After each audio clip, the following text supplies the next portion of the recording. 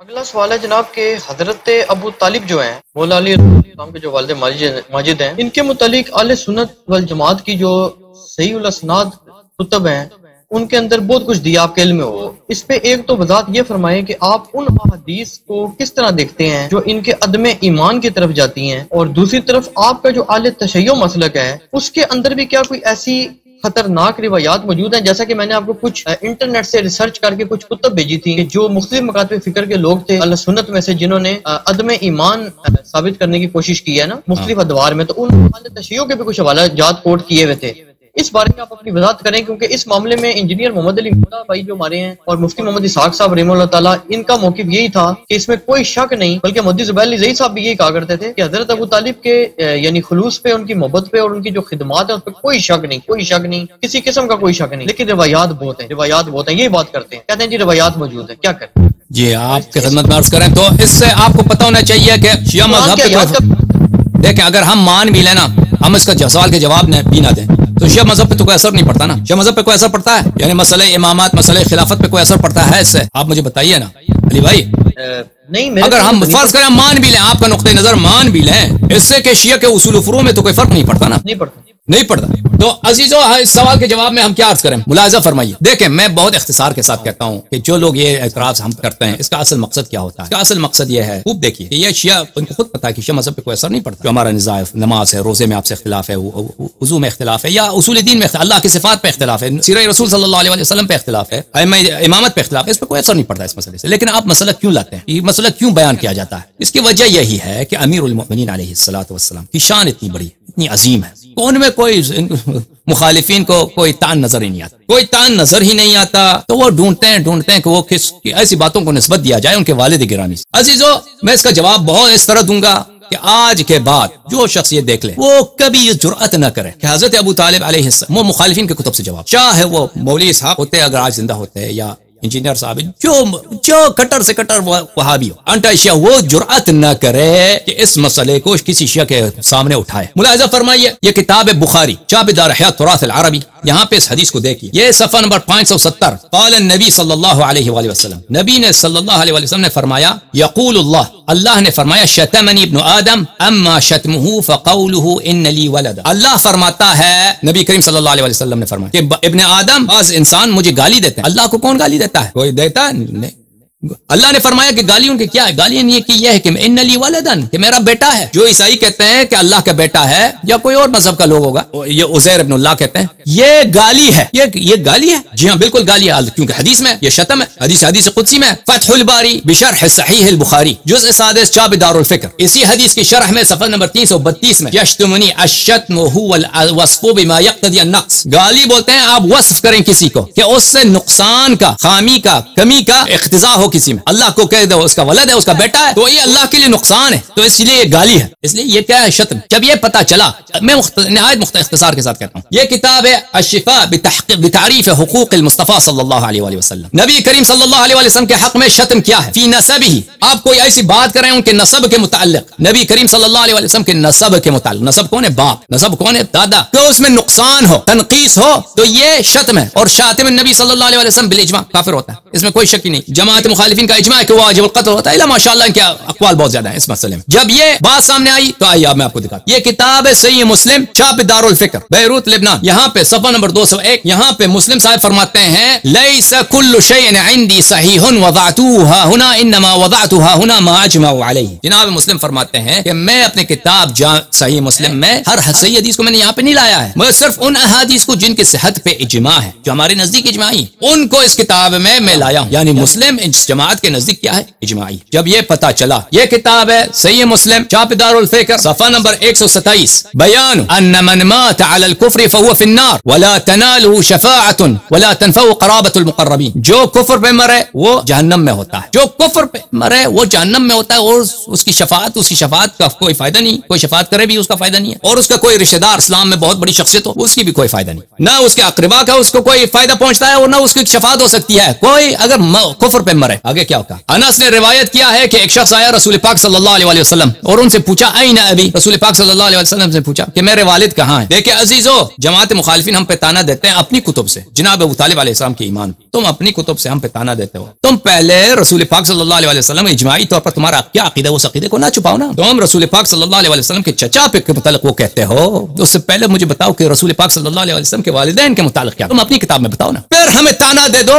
کہ ہمارے کتب میں، آپ کے کتب میں، آپ کی کتب میں جو حجت ہے کیا. ایک شخص آیا رسول پاک صلی اللہ علیہ وسلم کے پاس، پوچھا این ابی، میرے والد کہاں ہیں. فرمایا فی النار، جواب دیا کہ تیرا باپ، وہ شخص جو بھی تھا اس کا باپ شرک میں مرا تھا، تیرا باپ جہنم میں. فلما قفا، اس نے پیٹ کیا، پشت کیا، وہ چلنے لگا. دعاہ، اس کو بلایا. فقال ان ابی و اباک فی النار، اس کو بلایا، کہا کہ میرے باپ اور آپ کا باپ، ہم دونوں کا باپ جہنم میں، جہنم میں. اب ملاحظہ فرمائیے عزیزو، اس باب میں ایک ہی حدیث ہے کہ من مات علی الکفر فهو فی النار، اس کی شفاعت بھی نہیں ہوتی ہے اور اس کے مقربین کا کوئی فائدہ بھی نہیں ہے. ایک ہی حدیث ہے اور اس میں کس کے کفر کا ذکر ہے، کس کی شفاعت نہیں ہو سکتی، اور کون ہے وہ شخص جس کی قرابت کا کوئی فائدہ ہی نہیں ہے، وہ تو نبی کریم صلی اللہ علیہ وسلم ہے. حدیث بھی ان کے نزدیک اجماع، ان کا عقیدہ. یہ کتاب ہے صحیح مسلم بشرح النووی المجلد الثانی، چھاپ دار الفکر. یہاں پہ ملاحظہ فرمائیے کہ نووی صاحب کیا فرماتے ہیں اس حدیث کی شرح میں. اس حدیث کو بیان کرنے کے بعد ان ابی و اباک فی النار، میرے والد جہنم میں، نستجیر باللہ. ان من مات علی الكفر فهو في النار ولا تنفع قرابة المقربين،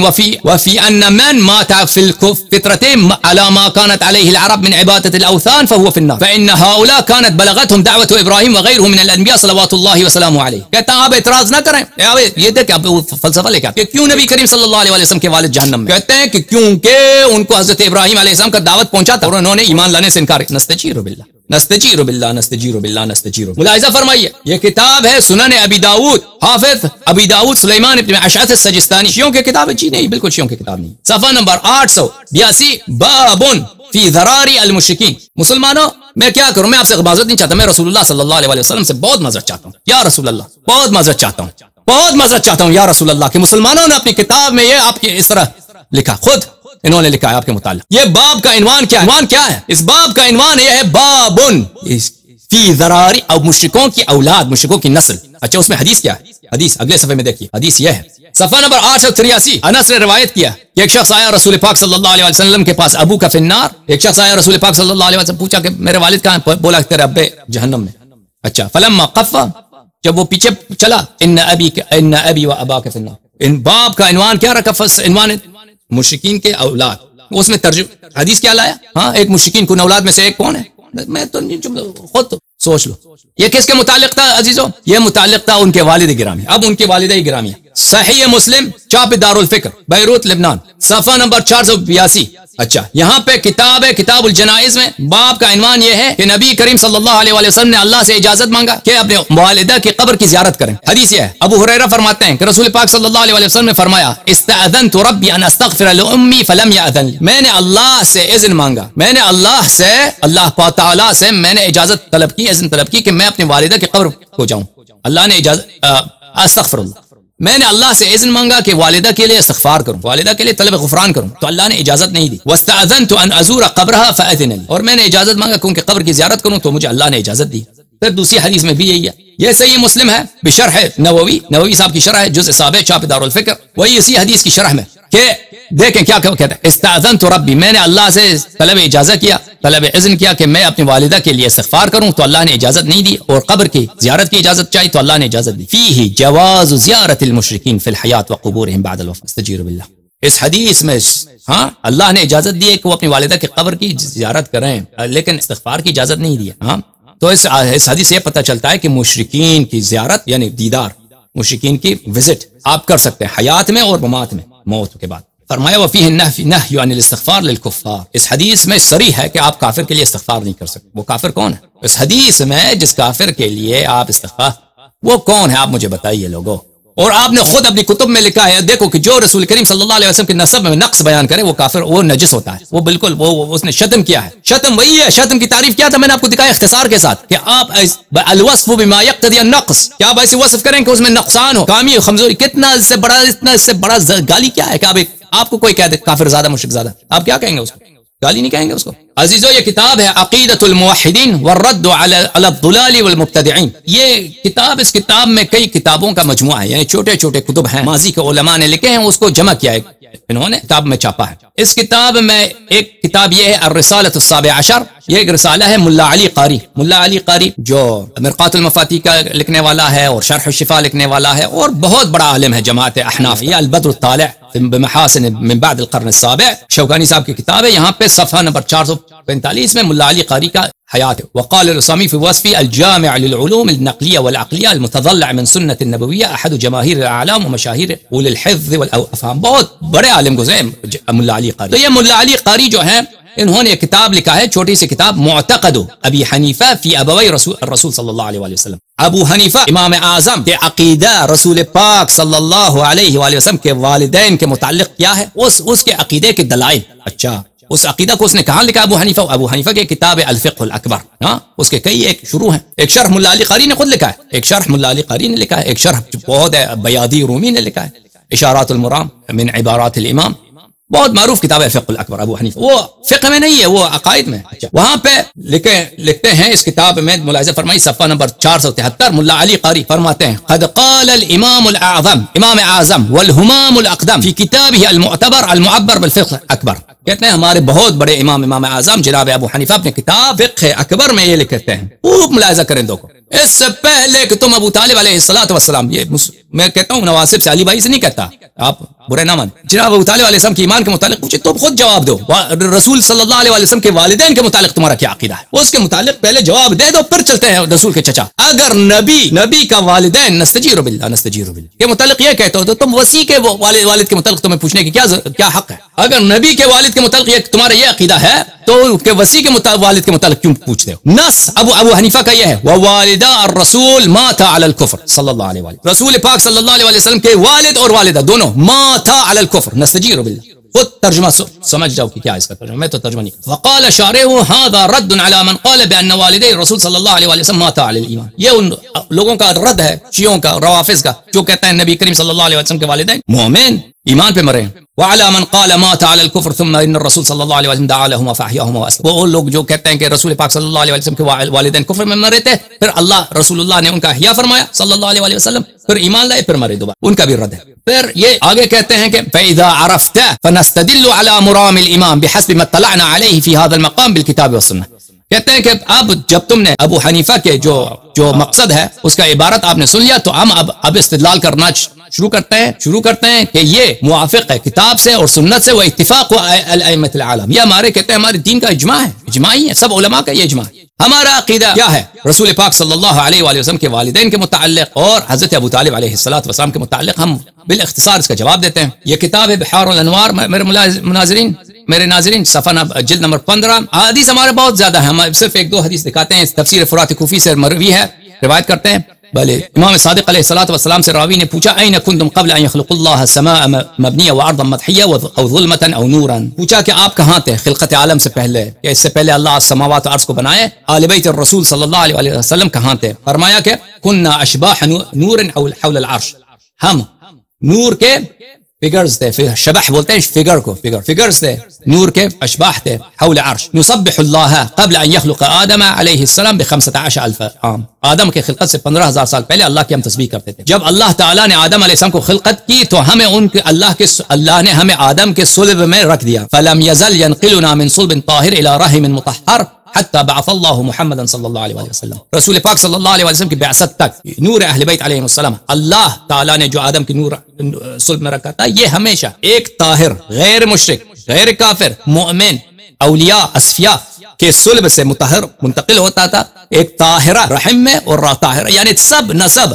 رسول پاک صلی اللہ علیہ وسلم کی. جناب عبداللہ اور جناب آمنہ سلام اللہ علیہما وآلہما سے لے کر جناب آدم تک سب طاہر تھے اور سب مطہر، جتنے آباد ہیں اور جتنے امہات تھی. یہ ہمارا اجماع ہے. اس میں ہمارے پاس احادیث بہت زیادہ ہیں، اس کی دلائل بہت زیادہ ہیں ہمارے، یعنی احادیث بے نہایت ہیں ہمارے پاس اس میں. اب جناب ابو طالب علیہ السلام کے متعلق میں ایک حدیث آپ کو دکھاؤں.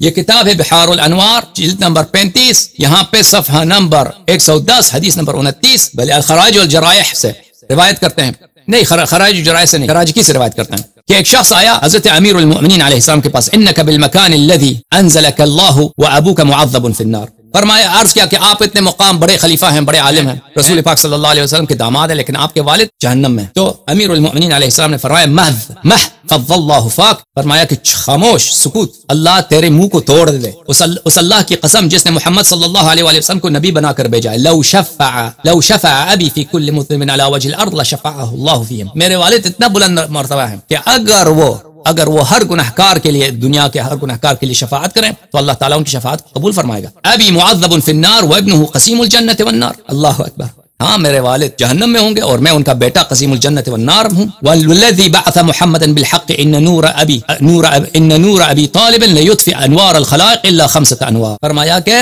میرے والد کے نور اتنا عظیم ہے کہ وہ سب انوار ان کے سامنے دھیمی پڑ جاتی ہیں مگر 5 نور. وہ کون سے 5 نور ہیں؟ نور محمد صلی اللہ علیہ وآلہ وسلم, ونور فاطمہ, ونور الحسن, ونور الحسین, ونور ولدہ من الائمہ علیہم السلام. نور رسول اللہ صلی اللہ علیہ وآلہ, نور فاطمہ, نور حسن و حسین سلام اللہ علیہما, اور بقیہ ائمہ علیہم السلام ہیں. الا ان نورہ من نورنا, جان لو کہ ان کا نور ہمارے نور سے ہے. خلقہ اللہ من قبل آدم من بألف عام, کہ 2 آدم علیہ السلام سے پہلے اللہ تعالیٰ نے اس کی خلقت فرمائی. تو ہمارے نزدیک یہ مسئلہ, اس میں کوئی اشکال ہی نہیں ہے کہ رسول پاک صلی اللہ علیہ وسلم کے سب آبا مومن تھے, مومنات تھے, ان میں سے بہت سارے اصفیات, اولیات, انبیات, اوصیات, اور اس میں کوئی اشکال نہیں کہ حضرت ابو طالب علیہ السلام وہ اللہ کے ولی ہیں اور رسول پاک صلی اللہ علیہ وسلم کو پیار سے, محبت سے انہوں نے پالا ہے. اور ان کے اشعار جو ہیں, اشعار اس بات کی دلالت کرتے ہیں کہ وہ مومن تھے رسول پاک صلی اللہ علیہ وسلم کی ایمان پر. ہاں البتہ آپ کے کتب میں موجود ہے روایات, لیکن ہمیں پتہ ہے کہ آپ لوگ روایت کن لوگوں سے کی ہے. آپ کی تاریخ جو گزری ہے وہ بنی امیہ,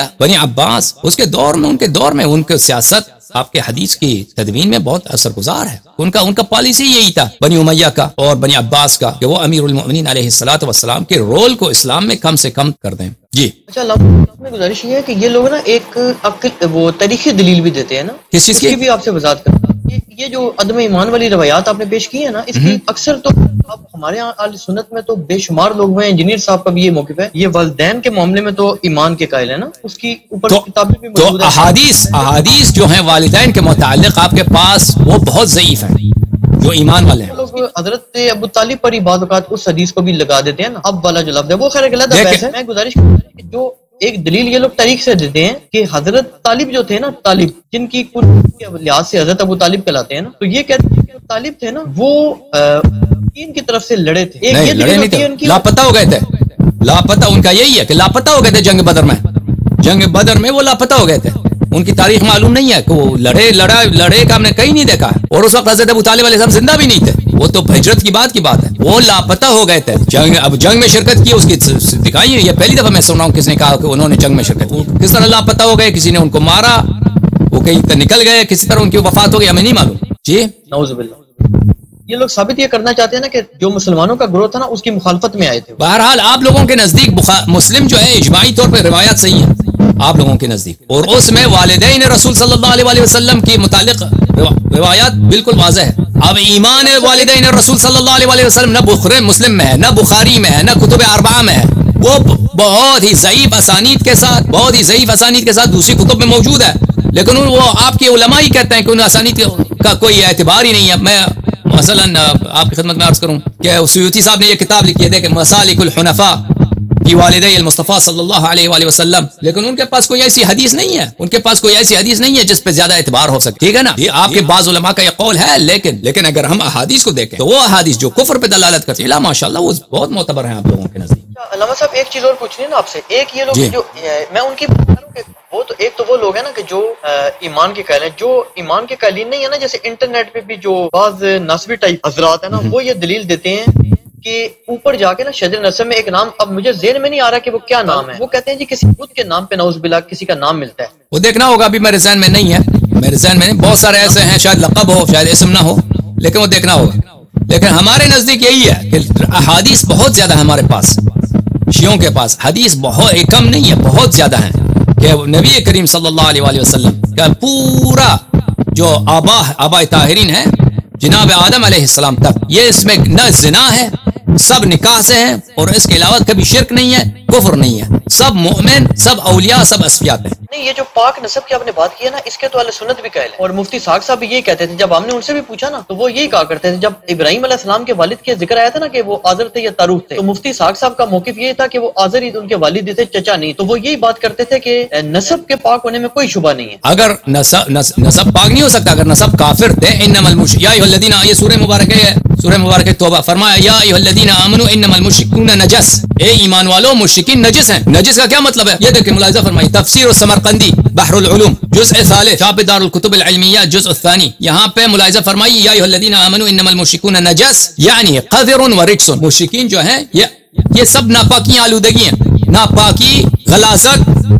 یہ آپ کیسے کہتے ہیں یہ جب صریح قرآن ہے کہ مشرک نجس ہے، مشرک ناپاک ہے، تو نستجیر باللہ اگر کوئی آباء طاہرین میں کوئی غیر مسلم ہے، کافر ہے، مشرک ہے، تو وہ کیسے ان کا نکاح کیسا ہے اور کیسے وہ طہارت کیسے ہے؟ وہ طہارت کے بالکل نص قرآن کے خلاف ہے۔ اور جناب